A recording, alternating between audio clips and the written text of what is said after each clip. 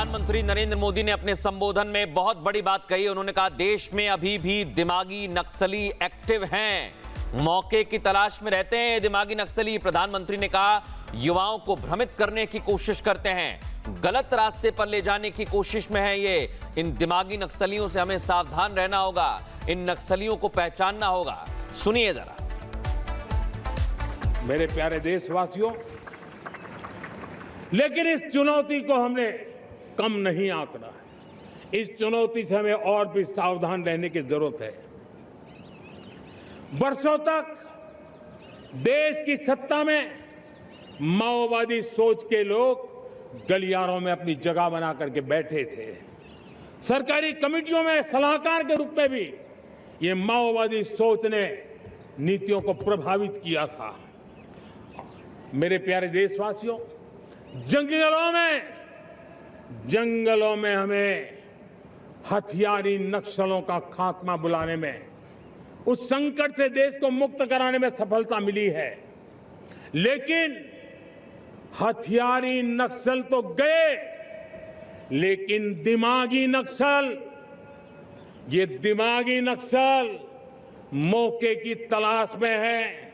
हिंसा अराजकता के वो रास्ते खोज रहे हैं, समाज को गलत राह पर घसीटने के लिए भांति भांति के दांव कर रहे हैं।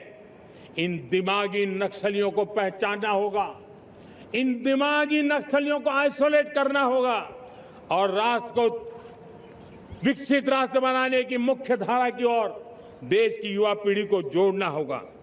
तो लाल किले की प्राचीर से आपने देखा प्रधानमंत्री मोदी यहां पर बड़ी बात कहते हुए नजर आए और नक्सलवादी जो दिमाग है उसको कहीं ना कहीं युवाओं को भ्रमित करने की जो लोग कोशिश कर रहे हैं उस पर लगाम लगाने की बड़ी बात कहते हुए नजर आए। कुलकर्णी सर, युवाओं को एक तरफ आप देखिए कहीं ना कहीं प्रोत्साहित किया जा रहा है, लेकिन पीएम मोदी ने बहुत बड़ी बात की है कि जो लोग भी भ्रमित करने की कोशिश कर रहे हैं उनको बख्शा नहीं जाएगा। बिल्कुल, सीमा की सुरक्षा हम सब फौजी जो हैं वो कर सकते हैं और कर रहे हैं और बेतुकी से करते रहेंगे, इसमें कोई शक नहीं। लेकिन अब वक्त आ गया है कि हम सब फौजी हैं, हम सब सारे देशवासी जो हैं इस देश की सुरक्षा निर्भर है। क्यों हम इस बात की कहते हैं कि इंटरनल सिक्योरिटी जो है वो बहुत बहुत ज़रूरी है। बाहरी सिक्योरिटी हम संभाल सकते हैं, हमारे पूरी क्षमता है, ताकत है, लेकिन जो इंटरनल है, इसलिए प्रधानमंत्री जिस पर बार बार बात कर रहे हैं, ये जो माइंड है, ये नक्सलिस्ट थिंकिंग है, जो आप लोगों की, कई लोगों की जो सोच है भारत के अंदर तोड़ने की, बनाने की नहीं, तोड़ने की जो नज़र आ रही है आजकल, उसके बरखिलाफ लड़ना हम सब ने है। हम सब सैनिक हैं, हम सब ने यकीन करना है कि अगर हमारा कोई पड़ोसी है, हमारे बीच में अगर ऐसा कोई व्यक्ति है जिसकी सोच भारतीय नहीं है, उसको सीधा सीधा पुलिस के बारे में जाके उसके बारे में खबर करनी चाहिए। ये जो है इनकी मानसिकता में कोई शक है, हमें नज़र आ रहा है, ये देशद्रोही है। बहुत ज़रूरी है, जब तक हम इन सब के आइडेंटिफाई नहीं कर पाएंगे इन लोगों को, हम लोगों को दिक्कत होगी। और देखिए, देश में कई लोग ऐसे होते हैं, दर्शक हमारे जानते हैं, देश में कई लोग ऐसे होते हैं जब भारत आगे बढ़ता है तो उसे पीछे खींचने की कोशिश करते हैं, और ये वही लोग हैं। इन्हीं का इशारा किया है प्रधानमंत्री ने कि ये दिमागी नक्सली हैं, इनसे सावधान रहना होगा। प्रधानमंत्री ने एक और बात का जिक्र किया, कर्नल शैलेंद्र, मैं आपके पास आऊंगा। उन्होंने कहा है कि जब हम आत्मनिर्भरता की बात करते हैं तो कुछ लोग जो एसी में बैठे हुए हैं वो कहते हैं अरे कैसे होगा, वो हमेशा अड़ंगा लगाते हैं। ऐसे लोगों को भी प्रधानमंत्री ने कहा है कि जवाब देना होगा और भारत को आत्मनिर्भर ताकत बनाना होगा। मुझे लगता है अगर हमें एसी वाले कल्चर के लोगों को अवॉइड करना है तो उसका सबसे अच्छा तरीका ये होगा कि मैं जो कर रहा हूँ मेरे देश के लिए, मेरी जिम्मेदारी वहाँ है। कौन क्या कर रहा है वो हम बाद में देख लेंगे, बट आज अगर मैं अपनी इस आज़ादी को जिम्मेदारी से निभाता हूँ, इसको इंजॉय करता हूँ जिम्मेदारी के अंदर, तो उससे बड़ा कंट्रीब्यूशन मेरे देश के लिए नहीं है। मान लीजिए मेरी बात, 150 करोड़ में से अगर 2, 4, 6 पीछे रह भी जाएंगे तो ऐसा माना जाता है इंडिया के फोरम्स में कि आजकल वो जो मयंक ने अंग्रेजी की कहावत बोली थी ना कि हम मून अगर एम करते हैं तो शायद तारों तक जाते हैं, वो अंग्रेजी की कहावत थी मयंक। आज का है कि जब हम मून को एम करते हैं तो हम मंगल और सूरज पर जाने की प्लान करते हैं। अगर हम सब मिलकर इस सेंटिमेंट के साथ काम करें तो मुझे नहीं लगता कि एसी वाला मुझे काफ़ी दिन तक रोक पाएगा। सोच सकता है, रोक नहीं पाएगा। बहुत बड़ी बात है ये।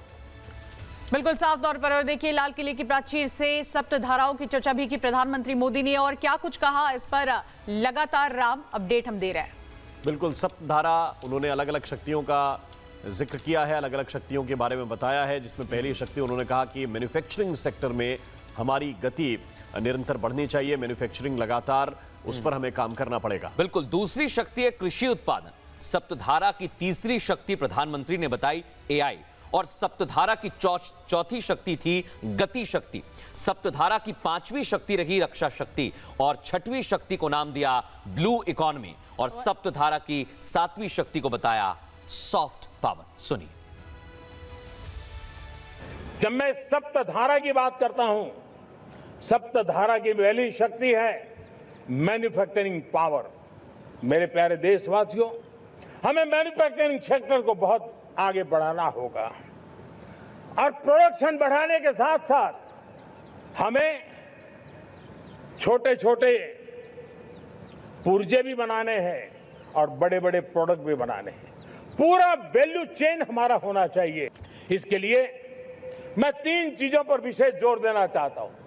मैन्युफैक्चरिंग के क्षेत्र में जो मेरे भाई बहन हैं, ये समय का ये अवसर है, इस अवसर को जाने मत दें, और इसके लिए हमें कॉस्ट, क्वालिटी और स्केल, इसके विषय में वैश्विक मानदंडों से खरा उतरना पड़ेगा। हमारी फैक्ट्रीज कॉम्पिटिटिव हो, हमारे प्रोडक्ट्स यूजर फ्रेंडली हो, हमारा पैकेजिंग दुनिया के लोगों को लुभावने वाला हो, आकर्षित करने वाला हो।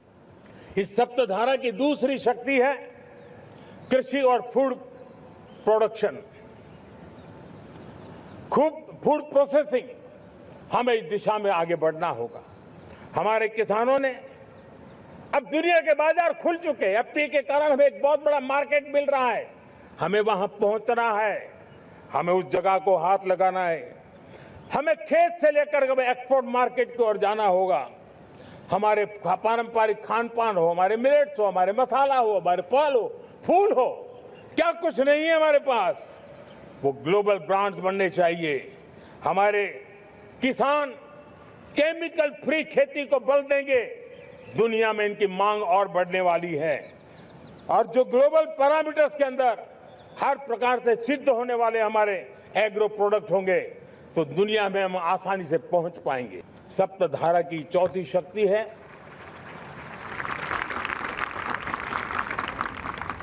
गति शक्ति। ये गति शक्ति, देश के अंदर सीमलेस फास्ट कनेक्टिविटी पर हमें बल देना होगा। शहरों को हाई स्पीड रेल से हमें जोड़ना होगा। मॉडर्न हाईवे चाहिए, इनलैंड वाटरवेज चाहिए, एयरपोर्ट चाहिए, मल्टी मॉडल लॉजिस्टिक की व्यवस्था चाहिए। हमें पोर्ट्स को सिर्फ सामान उतारना चढ़ाने की जगह नहीं, दुनिया के शिप्स आकर के लंगर हो जाए इतना नहीं, हमें हमारे पोर्ट्स को पोर्ट लेड डेवलपमेंट ग्रोथ की दिशा में हमें आगे बढ़ना होगा। हमारी पांचवी शक्ति है सप्तधारा की, वो है रक्षा शक्ति। और ये रक्षा शक्ति का महत्व हर प्रकार से है। मेरे प्यारे देशवासियों, डिफेंस में आत्मनिर्भर होना अब भारत ने अनुभव कर लिया, दुनिया ने अनुभव कर लिया है, इसके बिना कोई चारा नहीं है। विश्व जब अपनी अपनी ही सोच रहा है, तब भारत विश्व के लिए बाजार बन करके नहीं रह सकता है। हमें डिफेंस के क्षेत्र में आत्मनिर्भर होना होगा। हमारी सप्तधारा की छठी शक्ति है ग्रीन इकोनॉमी, ब्लू इकोनॉमी, जो ग्रीन जॉब को भी जन्म देती है। हमें green hydrogen, renewable energy, energy storage, green mobility, green manufacturing in global scale हमें पा करके रहना है। हमें दुनिया जब ग्लोबल वार्मिंग की चर्चा करती रहती है, हम रास्ते खोजते रहते हैं, हम समस्याओं का समाधान दे रहे हैं। तो हमारी सातवीं धारा है, और दुनिया के लिए इसका अपना भी एक महत्व है, और वो है भारत का सॉफ्ट पावर। भारत के सॉफ्ट पावर की ताकत है। आज योग ने पूरी दुनिया को भारत के साथ जोड़ के रखा हुआ है। योग दुनिया के लिए एक ऊर्जा बनता जा रहा है, भारत के लिए विश्वास का बड़ा कारण बनता जा रहा है। जिस भारत के पास आस्था के केंद्र हो, जिस भारत के पास आयुर्वेद हो, जिस प्रकार से भारत के पास होलिस्टिक हेल्थ केयर की व्यवस्था हो, हील इन इंडिया का मूवमेंट हो, दुनिया धीरे धीरे भारत का ये जो world audio visual and entertainment summit है उसकी राह देखता रहता है और वो भारत के सॉफ्ट पावर को, भारत के क्रिएटिव दुनिया को परिचित करेगा।